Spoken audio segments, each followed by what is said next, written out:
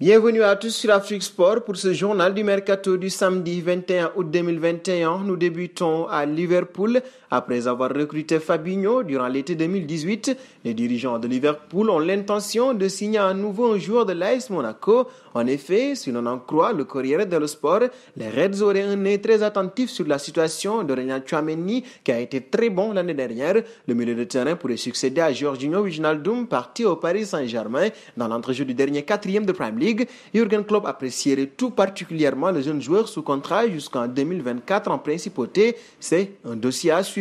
Parlons de Zouma. Si le quotidien L'équipe nous révélait un intérêt de West Ham pour Kurt Zouma, les Hammers seraient aujourd'hui passés à l'action. D'après le Daily Express, le club londonien aurait posé sur la table une offre de 29 millions d'euros pour l'international tricolore. Quant au joueur, il ferait l'objet d'une proposition de 4 ans plus une année en option. Pour le moment, l'ancien stéphanois ne serait pas pressé de quitter les Blues, mais s'il veut rester en équipe de France, il n'a pas le choix de trouver un nouveau challenge avec du temps de jeu.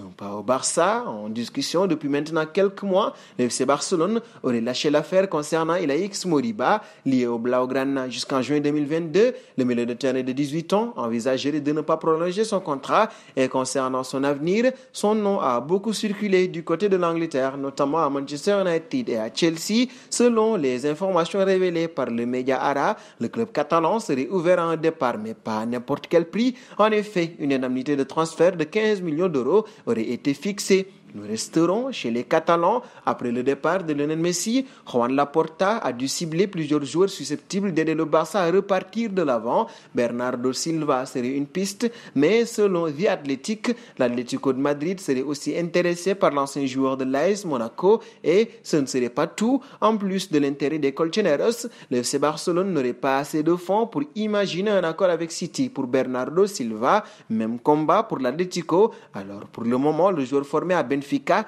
risque de rester chez les Sky Blues en attendant que sa situation évolue. Faisons un saut auprès de Théo Hernandez. Selon les informations du Parisien, Leonardo se serait positionné pour Théo Hernandez depuis l'ouverture du mercato estival. Conscient de l'intérêt du directeur sportif du PSG, le latéral gauche français serait ouvert à un départ dans le club amené par Mauricio Pochettino. Toutefois, ce dossier serait très difficile à boucler pour Leonardo pour la simple et bonne raison que Théo Hernandez est encore engagé avec le Milan AC jusqu'au 30 juin 2024. Nous terminerons avec Paul Pogba, auteur d'une entame de championnat explosive avec 4 passes décisives.